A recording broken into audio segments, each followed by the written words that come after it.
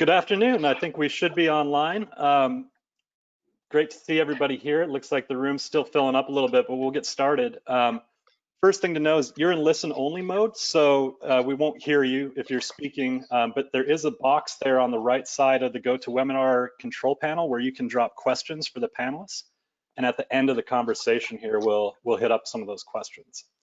So a little bit more about Austin Inno. My name is Brent Wistrom. I'm a reporter with Austin Inno. And this is our Future of Work Virtual State of Innovation event. So today we're looking at how Austin startups are navigating operations, managing remote teams, and recruiting now and in the future. So if you have any questions, put them in that box and we'll hit that stuff at the end. A little bit more about Austin Inno. Inno is part of a growing network of 14 news websites. We're committed to covering and connecting local technology startups, growth, and innovation. Austin Inno covers the local ecosystem through daily stories and a daily newsletter called The Beat, as well as quarterly events like this. And those are all virtual for now, but we're looking forward to getting back together whenever it's safe to do so. So you can learn more about Austin Inno by checking out austininno.com. And I think by registering for this event, you'll start receiving our daily newsletter, The Beat. And we think that's sort of the best way to stay plugged into everything going on in the Austin startup scene and the local tech economy. Now I'd really like to thank our sponsor in this, Insperity. Insperity is a trusted advisor to America's best businesses for more than 34 years, providing an array of human resources and business solutions designed to help improve businesses perform. Insperity's core philosophy is to help businesses succeed so communities prosper. Now, without further ado, I'd like to introduce some of our panelists. We have with us today Sherri Manning with Big Commerce, Jill Chapman with Insperity, and Brittany Black with Epicor Software. Let's start with Sherri and introduce yourselves. Tell us a little bit about your company, what it does, and what your role is there. Great. Thanks, Brent. My name is Sherri Manning. I'm the Chief People Officer at Big Commerce. Big Commerce is a global SaaS e-com company, and that means that we enable merchants all over the world to do business anytime, anywhere. And that's everything from marketing campaigns to inventory management to shipping, or a full bricks to clicks kind of service and offering. Excellent. And Brittany? Hi, yeah, Brittany Black here. I am the Senior Manager of Employee Experience and Culture at Epicor Software.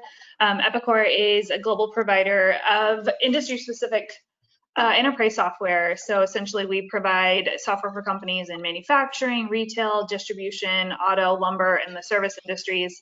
And we tailor cloud solutions to meet the specific needs of the customers. We're a global company and we have over 2,000 customers in 150 countries around the globe. Excellent. And Jill? So I'm Jill Chapman. I'm with Insperity, and I think, Brent, you did a great job of introducing what our company does. I'm a senior performance consultant with the organization, and really, Insperity is all about helping the small and medium-sized businesses. We work with administrative relief, we provide benefits, we help with reducing liabilities, just an overall, systematic way to kind of improve productivity for an organization, and that's us in a nutshell. Awesome. Well, we'll dive into the conversation here. Again, I just want to remind people who may have joined recently that you're in listen only mode, and there's a question box on the right in the GoToWebinar control panel where you can drop in some questions and we'll try to get to as many of them as we can at the end of the conversation here. So I want to start off looking at the future of work. The title of this, there's obviously the pandemic has changed just about everything about how we work. And I'm curious how, as HR professionals, you guys respond to this and adapt to some of those initial changes that happened in March, and then how that's sort of changed over the months as we've kind of come into, what a lot of people call the new normal. And we can start with whoever wants to jump in first. Yeah, well, I can jump in and just say, you mentioned March, but at Epicor, we actually started a cross-functional team back in January once we first started hearing murmurs of this crazy pandemic that was happening. So we had a cross-functional team that was just keeping track, seeing what was going on, and starting to prepare ourselves for what the future of work would look like. I don't think any of us anticipated we would be here today, but here we are. But our proactive thinking definitely paid off, because when it came time, you know, almost 100% of our employees were ready to transition to work from home without us needing additional software or additional equipment. And we supported all of them by allowing them to take, you know, their different things that they had in the office home that would help them be more productive, or the things they had in the office for them to be more productive at home, right? Whether that be a standing desk or, you know, printers, anything like that, we were able to seamlessly transition that. And, you know, now here we are, we're continuing to keep tabs on our employees, our customers, and what's going on with different local laws and guidelines, right? We're a global company. We have sites across the globe. We have sites in different states, and everything is different everywhere. So we're keeping track of that constantly. And we've also, you know, initially did a lot of those fun activities like the virtual happy hours and bingos, but now we've kind of settled into more of the regular rigor, but we're still really focusing on making sure our employees are, you know, productive, engaged, and also healthy, and they're staying well and just settled into kind of where we are. Yeah, I think settled in is a great way to say it. I think we've all just kind of now become comfortable with where we're at, because it seemed like the future of work just showed up like in 7 days, right? Like everything that we've been talking about, oh, telecommuting, oh, doing this, oh, doing that. You know, how many of us bought these kind of virtual platforms 10 years ago, right? Like this is going to reduce the time that we, you know, have to travel and do all these sorts of things. And yet we still kept traveling. We still kept doing the in-person meetings. And then all of a sudden we had to use all those tools that we've been harboring for forever. But, you know, I always felt like it was just, you know, it was a slow march towards where we are. And then March came in and boom, we all landed here within just a week's time. But I think now we have begun to settle in. We also were in a situation where it was very easy to pivot to remote work. A lot of us were already working remote before this time, and with all the tools and technologies that we needed. We've started a phased approach in coming back to the office. It's completely voluntary now, but those people who feel a need to get back into the office are certainly allowed to do so at this point. And there's several of us that love the advantages of working from home, but also kind of just need that, I don't know, that je ne sais quoi that you get when you actually show up at the office, right?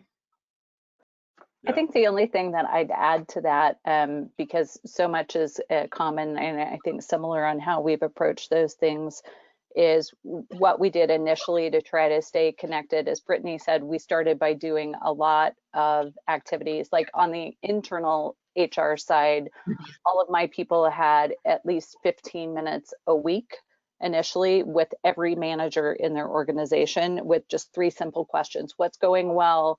Where are you experiencing challenges, and what can I do to help? Right? Just to make sure that that contact you normally get in the kitchen and the water cooler was being maintained. And did a lot of the kind of fun things along the way, and still do quite a bit of that. I think the things that we've started to layer in are really around mental health, because while the work situation is becoming the new normal, it's a challenging environment that we haven't seen before. So between kids going back to school, and I think we'll talk in a little while about the parenting issues, but just the lack of social contact and the different ways that we're connecting with people, we offered employees a 6-month subscription to Calm, kind of the app, to help with just meditation and awareness. And then I think, without publicly busting where we're going for holiday instead of our holiday party, I think we will be giving employees something that will have a similar connection from a fitness standpoint, that will allow them to have some technology and fun ways to connect internally to stay fit and healthy while we're still, in my case, in my cloffice, working from my cloffice. So. That sounds very similar. You know, same thing. We did a counseling app that we've had our U.S. employees access to. We're flexing and allowing some of our offices to open as well. So it's good to know that we're all kind of in the same boat. Yes. And I think the secret sauce, oh, sorry, Brent, but I think the secret sauce for all of us in managing through all these transitions has been the level of communication, right? Like making sure that we were just in touch, available, and to all of our employees. And we kept some conversations going with the highest level within our organization to the lowest level. Just that constant communication, I think, is part of the secret to success. Yeah, and I'm kind of curious, as a bit of a segue from what you said, Jill, is like, what has the participation been like, both in the sort of that virtual happy hour and with the wellness stuff, like using the Calm app or meditation? Do you guys see like everybody gravitating towards that, or is there just a few people, or how do you guys all have a lot of people on your team, so what have you seen in terms of participation? Who's taking advantage of some of these things versus folks who are maybe just kind of ghosting? Yeah. I think there's a spectrum of participation depending on the offering. And that's why I think, to Jill's point, and I'm thinking Brittany will echo, like, different types of communications and offerings are really important. So we're still doing I think we've just cut back on it, but we were still doing our weekly happy hour, and we saw participation in that start to fall. But we've added in some other offerings, like with our merchants, where merchants who sell cooking things online, we're having them do like little cooking courses, and then we're getting people to come into that just to, I think, refresh and do something different. The Calm app, we have great participation. I suspect also that it's more of a household participation, but I don't know that, right? Because they have that on their phone, and so it's easy to share with other folks in the family. So I think kind of multiple vehicles and different ways for people to interact. We've also used Donut to make up for water cooler interaction that we're missing. And so I can now water cooler essentially with different offices. And some people who don't want to come to the large meetings and do a happy hour are really active in our Donut channel in pairing up and meeting someone else just for a cup of coffee. Yeah. I think it's a lot like what it was when we were in person, right? When we would have different kinds of events and different kinds of things, you saw, these people gravitated towards that event and those did something else. It's a lot like that, I think, too. I think at first we were all logging on to Zoom because we just wanted to see another human being, right? And and then now we're getting kind of used to it. And, Same, like Sherri, you got it right. I would echo the same thing. Different channels for different people. We've always had in place Yammer, which is an internal social media network essentially for us, and we've really utilized that. Like I said, pre-COVID as well, it was one of our main channels, and I think we've seen a lot more activity, but more activity that's on a personal basis. So our Epicor Pets channel is probably the most active channel we've ever seen because, hey, our coworkers are much cuter now than they were before. So that's been kind of fun to see, just people connecting in those ways, because it's, it's anyone, no matter where you sit, you can say hello to someone's cat or dog, or, see what else is going on. Yeah, I'm waiting for the technology where I can virtually pet that animal. I don't have a dog anymore, so I'm like, oh, it's so cute. Can I somehow get in there? I want to flip to the other side of that a little bit to talk about productivity. How do you guys go about ensuring that employees are staying on task and sort of completing the things that they need to in this environment where there's not somebody sitting next to you to see what you're doing? I can go do the dishes in the middle of the day. How do you guys manage that productivity aspect, both in keeping people productive and also on the flip side, keeping people from working 13-hour days because now they feel like, oh man, the laptop's always here, I better jam. Yeah, I think we've seen more of the longer working hours than the less. We're not really, I wouldn't say there's not a lot that we've done to quote unquote manage what people are doing. I think we have an element of trust that we've articulated to our employees that, we have our goals that we've set in place for the year. We have our mission. Everyone knows what they need to do, and our expectations are still the same. And we're going to support you regardless of where you want to work from, and want to make sure that you feel like you still have the resources you need to be successful. And whether that be a physical resource, electronic resource, or a personal resource, right? So, I think we've transitioned well into it. We're not seeing, there are of course situations where people are less productive, but like I said, I think we're leaning more towards the longer work hours than the lesser. Yeah. I think we've always been about the deliverables, right? So moving to remote just really highlights that. But so I don't think internally with Insperity that we had to do a lot and really anything differently. I have the luxury of also seeing into some of our clients and kind of their experiences and knowing what was happening. And it felt to me like when I would talk to folks outside of my organization, you ended up with managers in two camps. Either they were all in their people's business all the time, and the employees were like basically saying, if you would leave me alone, I could maybe get my work done, but because you're checking in every 2 seconds, I can't do anything. Or those managers that were completely missing in action, right? So it really shone a light on our management styles and our management levels. And you could have had an MIA manager in the office, but you knew they were right down the hall. You knew I could find them. I knew where they were. I just didn't go access them because I didn't really need them. But now I don't know where they are. Are they at their house? Are they taking a walk on the beach? What are they doing? And so we saw that a lot, like the managers either fell in one camp or the other. And we did see at some of our organizations that the workloads or the bench loads of different people weren't level, and you could really highlighted those people who maybe had a little too much on their plate and those people who maybe didn't have enough, to make a full 8-hour day otherwise. But, for us, we're not clock watchers. We're not 8-to-5ers. We're not that sort of thing. It's like, what are you supposed to do and do it? We expect that you're going to get it done. I think for us, the nice thing, right, the glass half full from COVID has been we were a more traditional expected work from the office environment. We tremendously value collaboration and recognize that some of that collaboration is facilitated or made more easy just by proximity, right? The person down the hall or the water cooler. And so for us, this has been, in its own way, such a great experience because we did find that our productivity has actually gone up. And yes, the watch outs for us are the same thing, making sure, even myself, I'm starting earlier because I have no commute.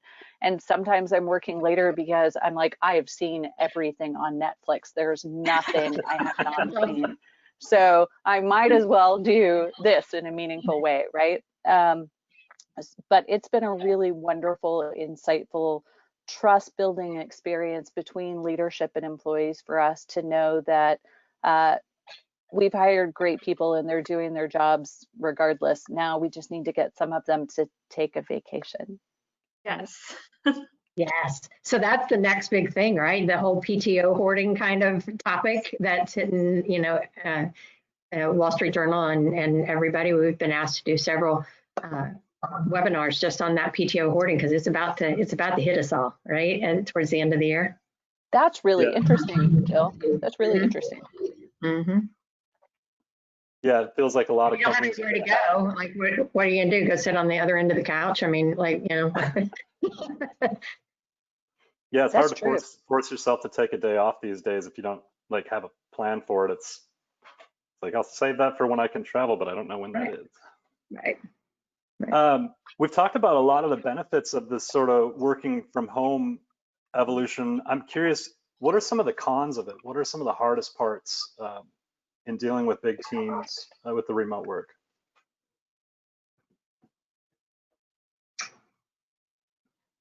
That's a good question, Brent. We're all pausing and struggling. Yeah, I don't know that it hasn't already been said, but there are certain personalities that do this better than other personalities, right? And please don't take away my ability to work remote, but I'm one of those personalities that really needs that connection with people. To Sherri's point about collaboration, I think I do a better job of it when I'm just, in the moment with somebody. So I that's definitely a downside, I think, and something that I miss greatly is just having that ability. Even if I would voluntarily go back in the office, it's me and 3 other people in a 10-story building or something. So, I just need to learn to adapt without it. And we are trying very clever things, but I think that would be my one downside for somebody with my kind of personality. Yeah.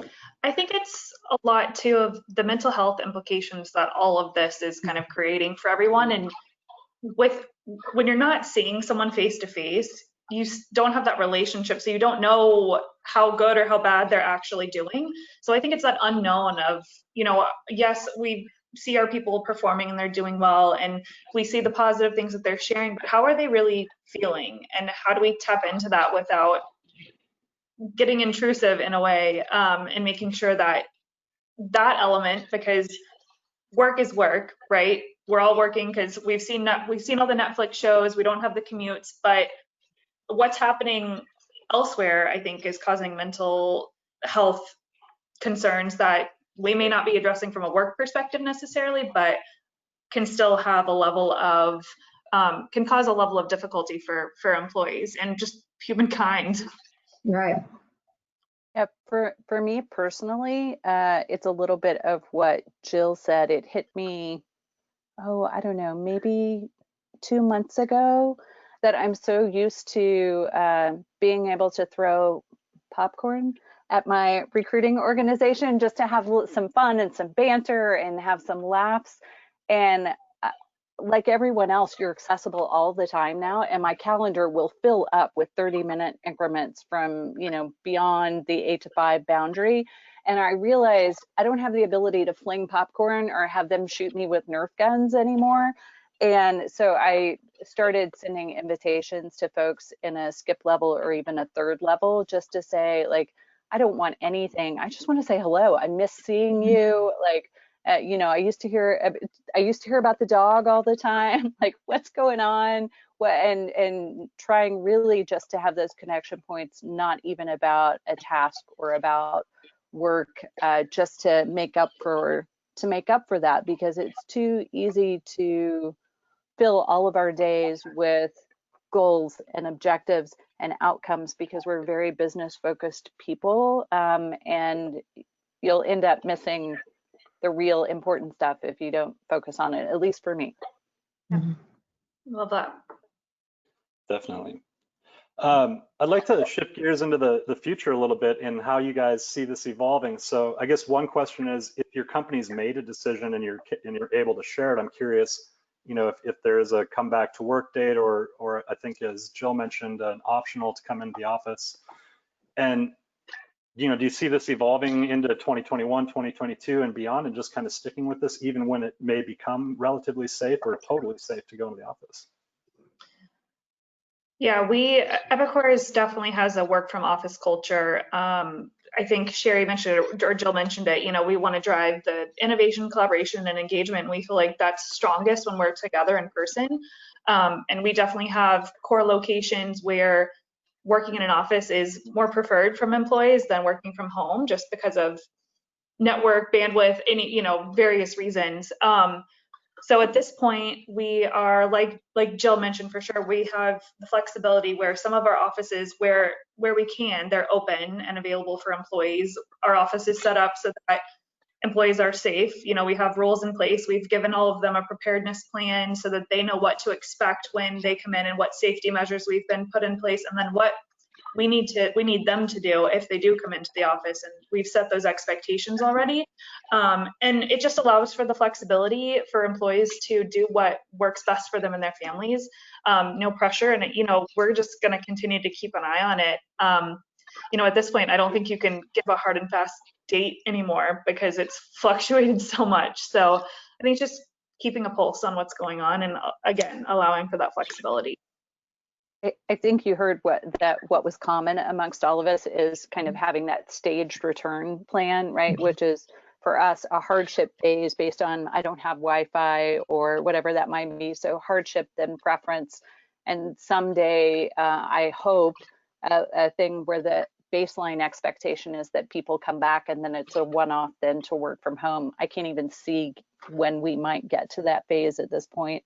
But I think one thing that's really interesting that we're contemplating in terms of changes, no decisions being made, just on our ideation list as we're doing strategic planning for next year, is, as we look at lease dates that expire, right, on very expensive properties, we're looking at capacity of headcount relative to the size of that space.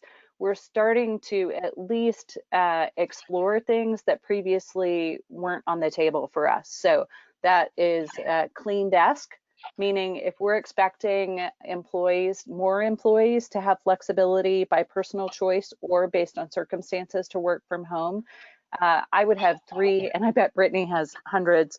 I would have at least 3 large property leases that are coming up in the first part of next year that we're likely to explore some level of clean desk, meaning come and go seating as you arrive. That will allow us to extend, have more flexibility for employees and for different kinds of arrangements, and greater savings on commercial real estate. So I think the commercial real estate market and what's going on there is going to get really, really interesting pretty quickly. I agree. Yes. I agree. Yeah. And I think we're all in agreement in how that's being handled. I do have an interesting, I've had some conversations with some of our clients and some of the folks that I've met around that have had some conversations about that whole open work environment that we had all been moving towards, right? Like that was the cool thing. You have the ping pong tables and the bean bags, and you move from the bean bag to the sofa, and and now in this reality, and the fact that most of our folks, when they come back, it's going to be top of mind, like what's going to happen with the next natural disaster, the next pandemic, whatever. And so we had worked so hard to knock down walls and no doors and all that sort of thing. And I think you're going to watch some people retrofit their offices to provide some more private kind of spaces. Maybe it is a clean desk that they hotel that space with 2 or 3 other folks, but it's 2 or 3 other folks that they know. And that sort of thing, and that we get back to a little bit more of I can close my door if I hear that guy out there coughing all the time, That's interesting, Jill. Mm-hmm.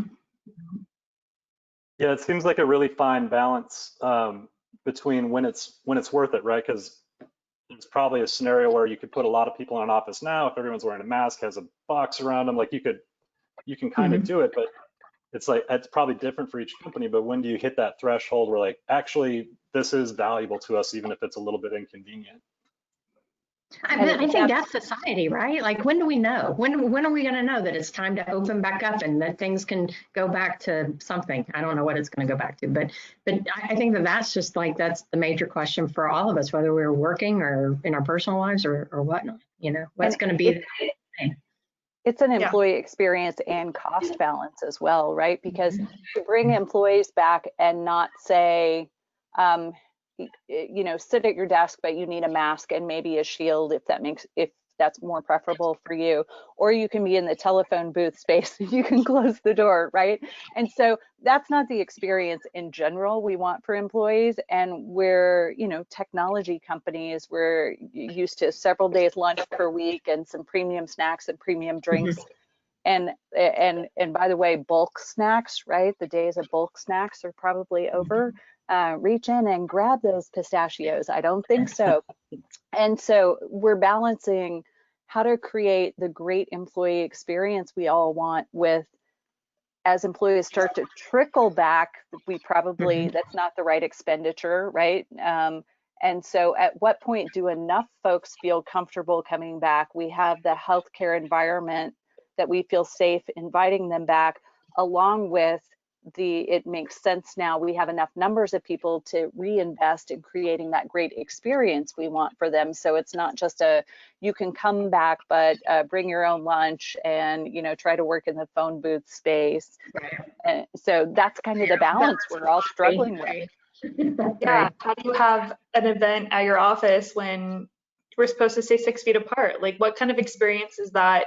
Even what kind of experience is it if you have to wear a face shield at your desk when you're working, when we've all kind of relatively shown that we're productive at work, where we're at home, maybe a little cozier, and don't have something, blocking our face. So it's a fine balance. And I don't think any of us have the answers. I think we just all are guessing, and sounds like, but again, I think we're all aligned on a lot of the things we're thinking about and the things we're doing, which is good to hear. Yeah, that's the scariest thing, is when I hear somebody that thinks they've got it figured out. Oh, yeah. That's about the only red flag. Yeah. I'd like to shift gears to hiring. obviously we're not able to see each other, and that makes, I would think, makes hiring and finding the right talent more difficult. But you guys are in the position to know that. I'm curious what your experience has been like and how you're approaching that. And I reckon you guys are probably all in the growth category. So. Yeah. And hiring didn't slow down for us. So we've continued to hire. We've pivoted to everything being virtual, including the onboarding, the entire onboarding process, and we're just shipping the equipment. But we had already started to do that a little bit anyway. This wasn't a new phenomenon. The volume was newer to us, but we've been doing, Skype or Zoom interviews for a long time, and have quite a few hiring managers comfortable with it. It is a novelty to some, and took a little bit of explanation and, some decisions about, hey, do we even move to video interviewing versus live interviewing using electronics? We've still settled on we'll do them all live, but I know that there's been conversations around that. But it was, for us, a pretty easy pivot, and I don't see us going back anytime soon to anything any different, right? Yeah, I think for us, it's utilizing the technology that we were already using, right? We've done implemented a lot of video interviews, and just setting that expectation with our hiring managers that you may not have the same face-to-face experience, but here are the various ways that you can still communicate with your potential new hire, right? And pivoting to offering onboarding completely virtual, all of that. And I mean, one thing with us in hiring, we have really leveraged AI, artificial intelligence, for the past year and a half or so. So that's helped us kind of transition digitally in a way. We've seen, I think, around 18,000 resumes come in through our tool, and we've hired at least 500 from that alone. So it's continuing to drive using those tools and that innovation to meet everyone where they are.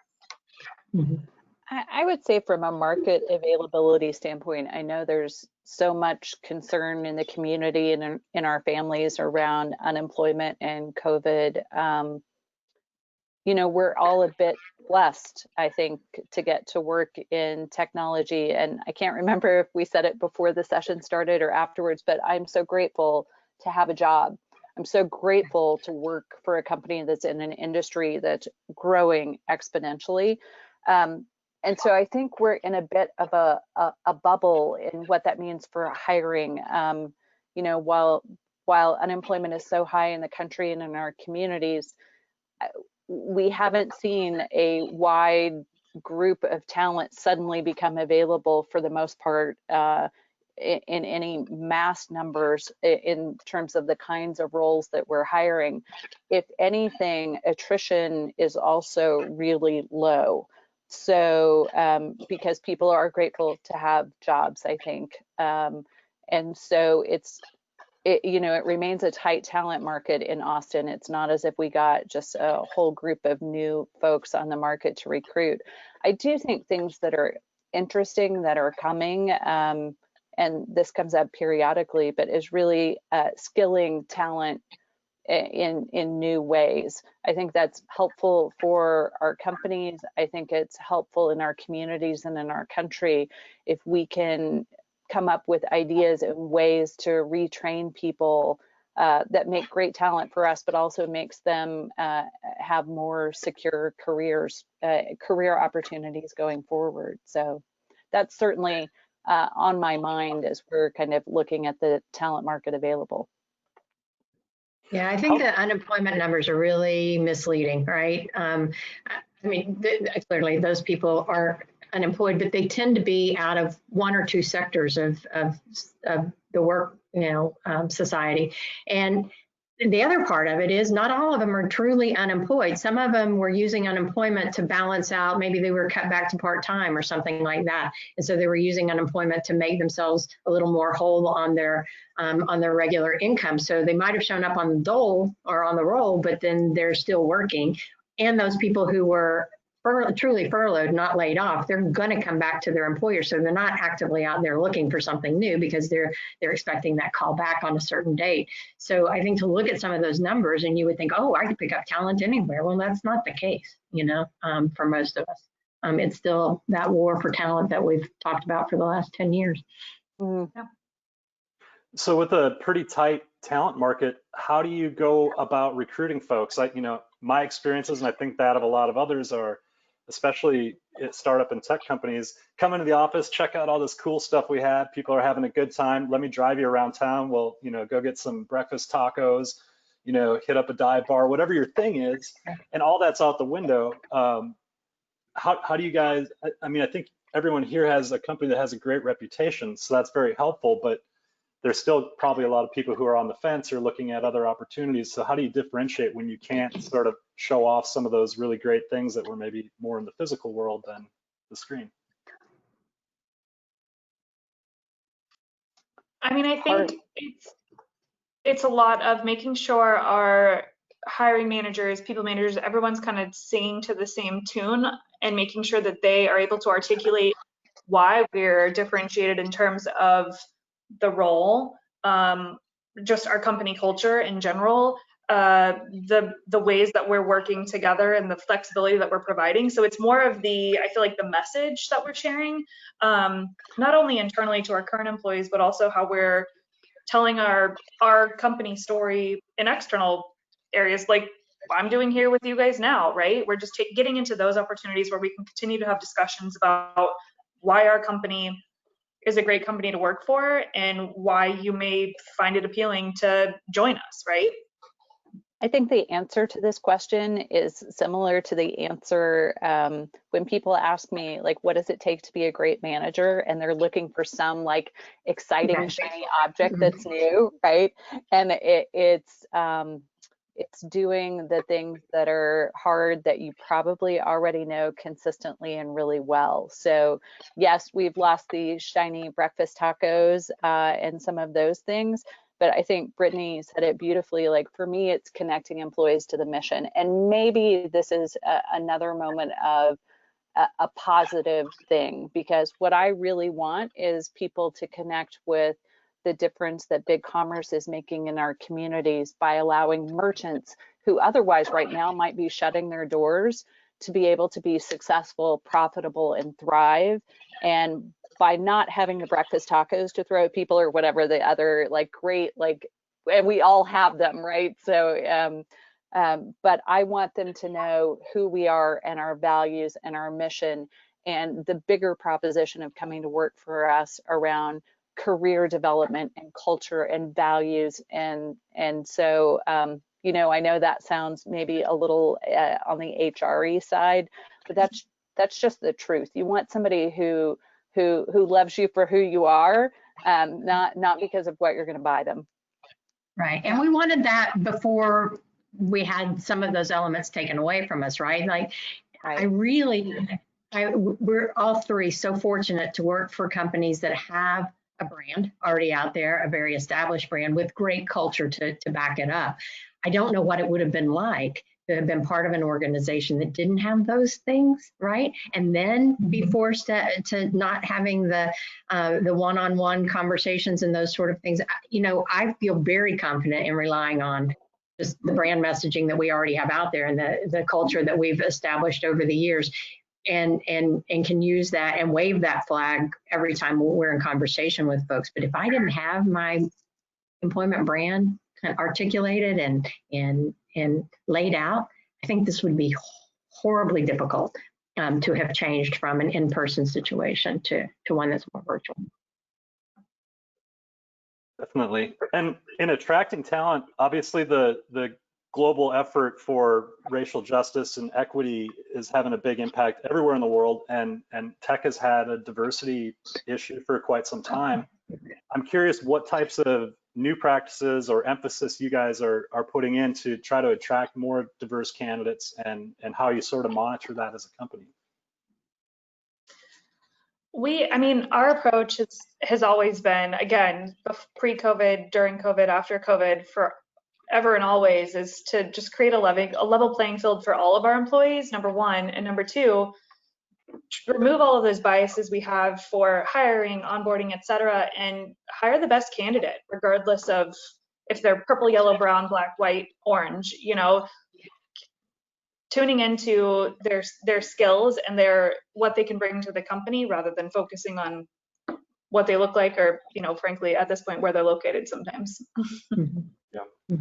We have a long-standing commitment, albeit not always perfectly executed in a nirvana kind of way, but we have a long-standing commitment to diversity and inclusion in our values, in our mission. We have employee resource groups. We do all of the things. Around pay equity and talking about making sure that we're looking at hiring, representation, hiring, attrition, promotion around gender and ethnicity. But I will say Black Lives Matter has been a great inflection point for us to pause and ask ourselves how to up that game. And we have plenty of room to do more and better. And I love that our employees really activated as a group and used their voices to ask for and demand more, and for the senior team to really have a reflection time to respond and say, we do have a demonstrated history and commitment, and yet we can do more and better. So some of the things that we have on our short plan for this year are DEI 101 workshops. We have an ally workshop coming up, and most importantly, and this gives me a great chance to plug this with some really great people, we have a VP of DEI role that we have open, reporting to our CFO, who is a wonderful human being, who is going to help us make sure that we have a diversity view for every lateral we have in the business in a very planful way around recruiting and marketing and compensation and talent management. So if anyone's interested, please go to our website and look at it. And it almost sounds like Sherri's describing Insperity, because, you know, I've always said if we're an HR company, we better get our HR right. So for a long time, we've had the idea of respect for the worth of the individual and those kinds of values baked into our culture. But we did use this opportunity to kind of take a pause and be introspective. I think one of the things that I appreciated about our senior leadership is, you know, their understanding that when all the emotions are running high, like they have been for a bit, it's really not about making the statement and that sort of thing, but it's really to take a pause, to be introspective, to be reflective, and seeing where we could make our own changes for the better. And so we've kind of turned inward, if you will, and have set about a team and we've actually turned inward, but we brought in an external team to help us take a look at everything and just kind of peel back the layers and get rid of any kind of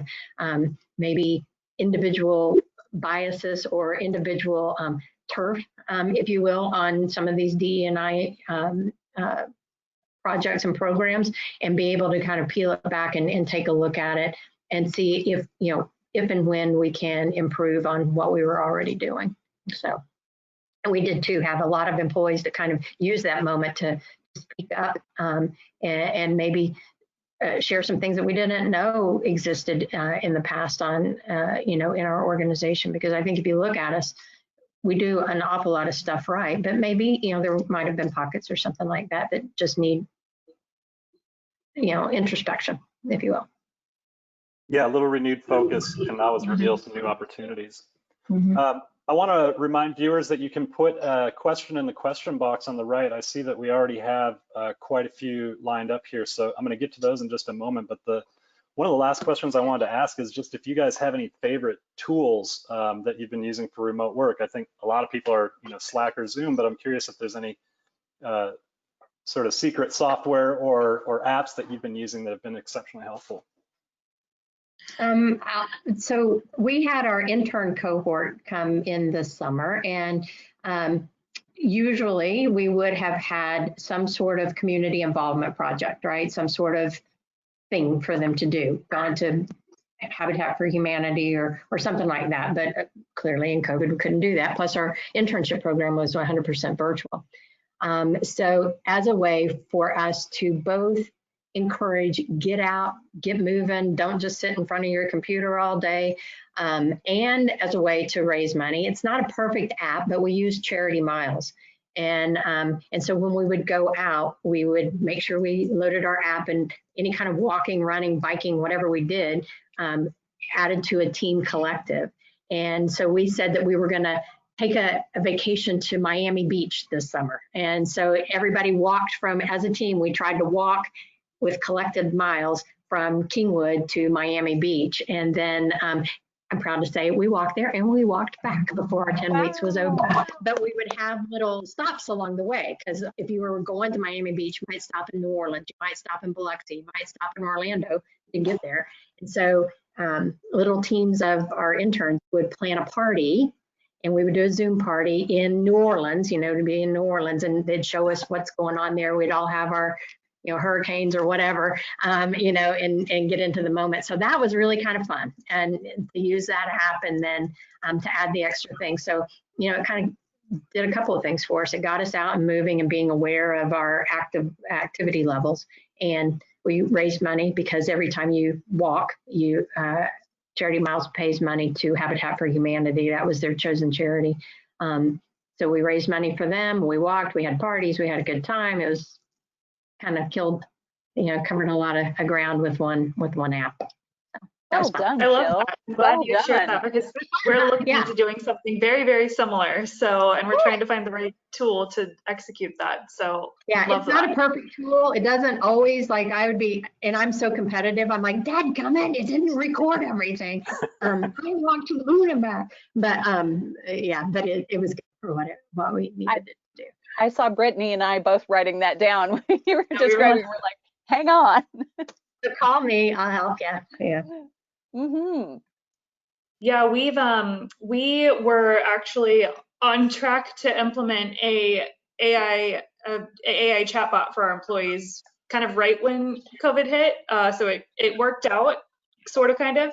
But so we have this chatbot now where employees can go and ask questions and get an answer instantly. The common HR, payroll, IT questions, and it's actually linked up with Teams. So it's useful because we all transitioned to Teams, and here was this new chatbot to kind of answer those questions. And we've done a little bit of that health and wellness focus through that chatbot as well. So every week there's a health tip of the week. And we've seen a lot of activity from employees with that. We've seen a lot of questions about PTO policies. So it's been kind of interesting to have that other element, that other tool in place as this has all been going on. I think for us, we've really used and enhanced some of the tools we had already. So Donut for connection, Slack, Threads, GChat. I feel like we use them all. But we've added a bunch of new channels, I think, related to people's work from home experience. Some of the use of that I'm really excited about right now is related to what it means to parent or be a caregiver in this environment since school's coming back. So I know we have some new channels and potentially a new employee resource group starting on that topic. And so I'm really excited to see how that particular issue is going to evolve in our social media channels and in our internal tools. Cool. Well, I want to get to a few of the questions here. One from Kristen is, how have you modified or completely changed the training and onboarding of remote employees? I think for us, yeah. For us, we had been moving toward more of an online experience for onboarding. We had still done probably more than half of it live, but knowing that we just continue to grow, especially globally, we were moving toward a virtual experience anyway. And so it was kind of a natural transition. And for high growth companies, it's something that most of us start to do as that 20+% growth, continues after a couple of years. And so for us, I don't think it's been a huge transition. We're shipping goodies for new hires to try to keep my folks out of the office. We've moved to doing that monthly instead of weekly. But the other things we've really put online and we're doing virtually, and where we can, we're doing that via Zoom meeting. And in other cases, it's e-learning that people are doing individually. Yeah. Yeah, we do exactly the same things. We did add a new platform that's a little bit different than our traditional, some of the e-learning modules that we already had. So we're using this Rise platform in which we can load content, but add video, add slide decks and documents and things like that. So we really embraced that a lot this summer, and added that as an extra level of training. But yeah. Same, I mean, I echo this. I think we're leveraging the same channels that we've already had, just putting more of a focus on them. We use Rise for a lot of our guidebooks and ways that we're training our people managers and our employees, and moving to more of that virtual onboarding. The orientation element is all virtual, and then leveraging the things like Yammer so that people can continue to engage and kind of have that cohort feeling during their experience. One other question here from Edward is, IT departments scrambled to allow employees to work from home. Lots of thoughts about keeping certain percentages of employees at home full-time.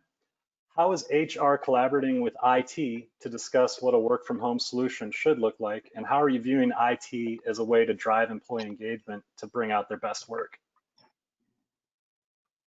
I love IT. I mean, they are a function that I think, understand one another's pain points. When I feel misunderstood, I go talk to our IT director, and he makes me laugh because he has similar challenges. So I think they're just a critical partner. For me, the decision about the right percentage for work from home really depends on your different companies and different cultures. And so I view both IT and the human resource function as providing valuable input and a recommendation, but that's a strategic decision across the company in my mind. And then once we've made that as a senior leadership team, IT is right here with me in terms of partnering to figure out the execution for that. And planning. No one feels more pain and sympathy for Wyatt on short-term decisions on hey, we need a whole extra bunch of laptops or a whole extra bunch of monitors. I'm right there because we experience the same challenges.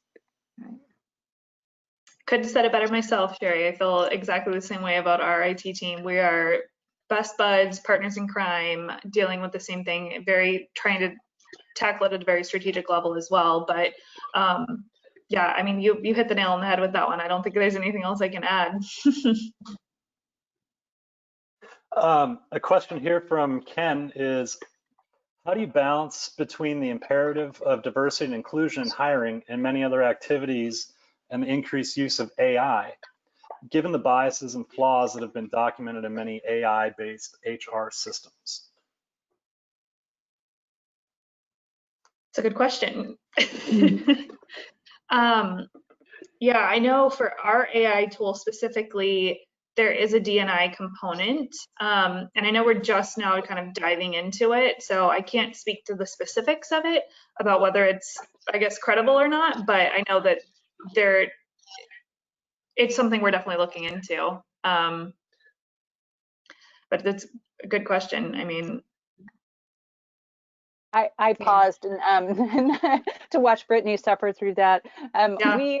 Because we're a little bit behind on that front, so we're not heavily invested in AI on the recruiting front. What I can tell you on the other piece of the question is that we are getting more and more laser focused on making sure that we are attracting and allowing an inclusive candidate experience for all types of people.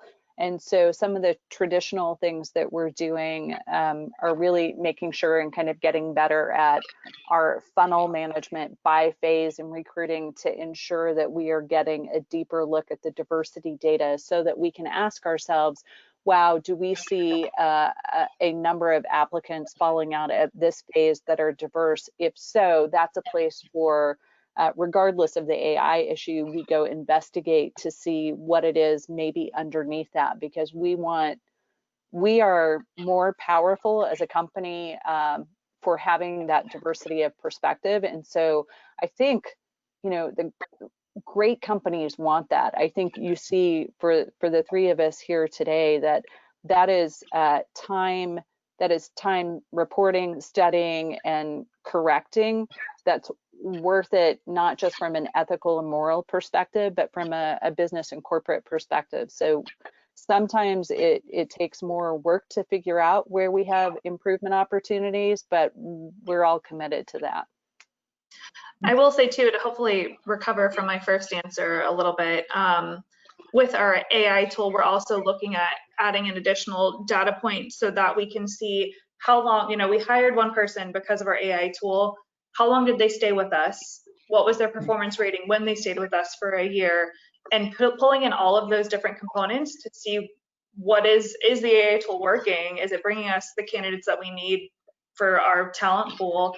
Again, regardless of who they are, and then being able to evaluate from there. Hey, Brittany, would you mind sharing what you all are using? Because you're ahead of where we are on that front. Yeah, so we use Swoop Talent and Ideal as our main tools. Did you say book talent or? Swoop, SWOOP. And I'm happy to connect you guys with our VP of recruiting as well. He would be happy to share because I know he's pretty jazzed about it. That's great. We got time for probably one more question here. I think this one's mostly for Sherri and Brittany, somebody from an HR solutions and employee benefits brokerage. What would you say are the best ways that a partner can add value for you and your role? And is there any real life examples of that? I started in benefits, so I have, as Jill probably knows, I have tons of passion. For me, a broker is such a critical, important, strategic partner. I want someone who's in front of me on thinking and planning, and I have extremely high expectations.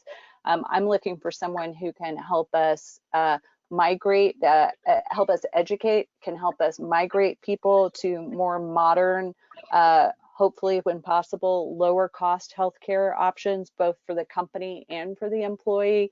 I want someone who is in touch with what's going on in the marketplace so that they are pushing ideas to me that I don't know, whether that's a healthcare concierge or a platform that helps me understand for a particular procedure, I could get it done in 3 different places and this is the cost of what that is. I want someone who's consulting and who's leading in front of where I am, not following and delivering on fundamental knowledge I already have. Yeah, definitely. And I think someone who takes the time to understand our employee base and understand what they need as well, it just adds to that too, so that they have that backhand knowledge and that contextual knowledge to then be even more forward thinking and say, hey, I noticed that X is happening over here and your employees aren't utilizing this element of our benefit solution, or our solution of whatever it is. Here's where I see us, how we can shift this and get you guys more set up for success and make sure your employees are better set up for success. Excellent. Well, that brings us pretty close to the end here, but I've got one more question, and I think you guys have touched on this a little bit, but are you guys seeing more hiring from people not in your physical location? I guess remote hires. We aren't, but I mean, again, we have a global workforce, so we tend to stick to our main core locations, and we have even throughout this remote work, just because we are a work from office culture, so we've maintained that. So we specifically haven't. We are, but I don't even know if I could call it a trend yet, because we are a more traditional, come into the office environment. But now that we are not, we're starting to be open to that. So I've seen a few that I think perhaps I might not have seen under pre-COVID conditions. Excellent. Well, that brings us to the top of the hour. I want to thank each of you for joining us in this conversation, providing a lot of really interesting insights, both into your views and what's going on at your companies. A huge thanks to our sponsor, Insperity, on this event. We couldn't do it without you. I've had a great time chatting with you all, and thanks so much for joining us, and we hope to do it again soon. Stay in touch. Thank you so much. Thanks, everybody. Bye. Bye.